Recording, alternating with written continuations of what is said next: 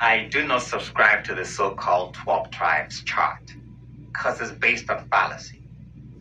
I believe its origin is from a dream someone had. They picked different nationalities at random, put them together on a chart, and claimed brazenly that every one of these people is a Hebrew, giving us no shred of evidence, which is based on knowledge. If you look at the chart, there are no African flags on the chart, even though the bulk of the Hebrews are in Africa. I'll repeat that. The bulk of the Hebrews are in Africa. One can only prove Hebrew identity through ancestry, and no Hebrew here in America can prove their Hebrew identity without a shadow of a doubt, without falling back on their African ancestry. We have to use the same criteria that every human on earth uses to prove their ancestry. We are an ethno-linguistic group who are members of the human race. Maybe some of us forgot that. So we prove our ancestry same way as any member of the human race, not solely on scriptures from the Bible like a religious cult. You can use 3 criteria to show and prove someone's claim of being a Hebrew. We can use 1, an in-depth knowledge of the people's oral history. 2, knowledge of the people's culture or tradition and compare it to information in the Torah. 3, landmarks or city names that agree with similar names in the Torah. Now, all these countries on this 12 tribes chart will have to show us a community that predates colonialism or imperialism that fits these 3 criteria: their culture, language, and landmarks. Someone has to show us evidence that validates the claim of this 12 tribe chart. I can show you all day countless tribes in West Africa that fit all these 3 criteria easily. Let's look at 1. It's important to know that modern Hebrew tends to add a letter to some ancient Ewe words. Ewe means Hebrew. Example, the modern Hebrew name Gad is a corruption of, and Dan is a corruption of Da. That is why the people call themselves Gans and not Gads. Let's look at the tribe of Da, what is commonly known as Dan. Majority of the people who make up the tribe of Da occupy the landmark currently known as the Republic of Benin. They are spread across what used to be Ewe land, Ewe Nigba, but majority live in the Republic of Benin.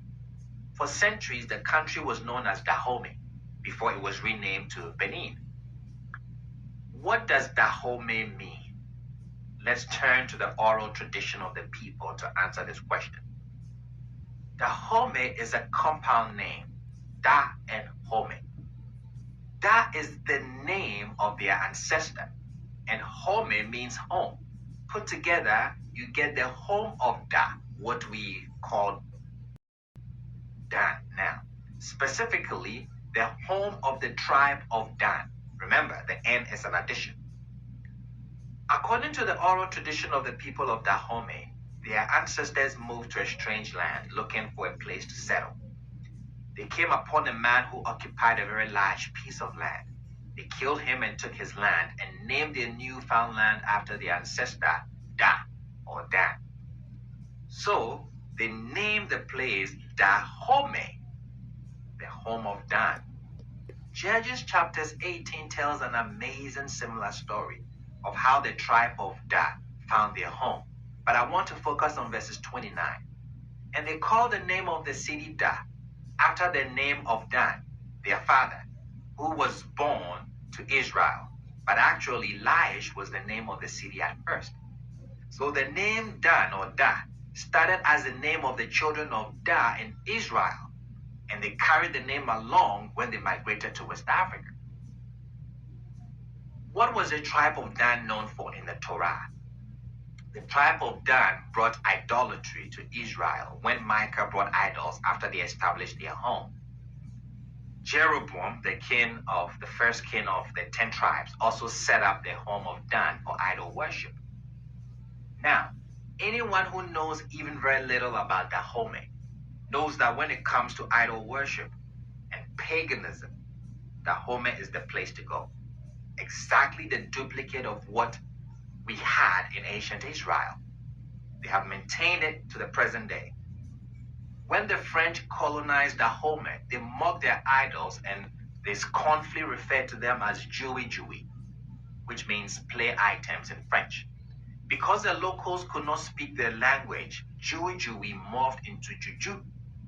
The word Juju, which has become the universal word for idolatry and any kind of demonic worship, originated from the home of the tribe of Dan. And the Bible supports the evidence. That is what they were known for in the Torah. The people of Dahomey are also famous for the snake, playing a big role in their rituals and shrines. What was the blessing given to Dan or Da when Jacob was about to die and he pronounced blessings on his children? Dan will be a serpent by the roadside, a viper along the path that bites the horse's heels so that its rider tumbles backward. What does Da mean in the Avid tongue? It means snake. So now we can check off the 3 criteria. 1, the in-depth knowledge of the people's oral history. 2, knowing the people's culture or tradition and comparing it to information in the Torah.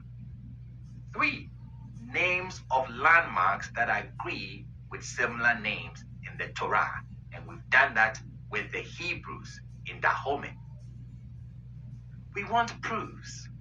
Show us that the West Indians are from the tribe of Benjamin, using the same criteria I just used.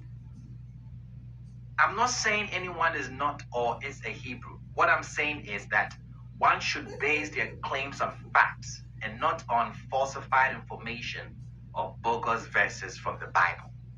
That is why I don't subscribe to the 12 tribe chart, because they don't meet this criteria. It's falsified. It's a fallacy.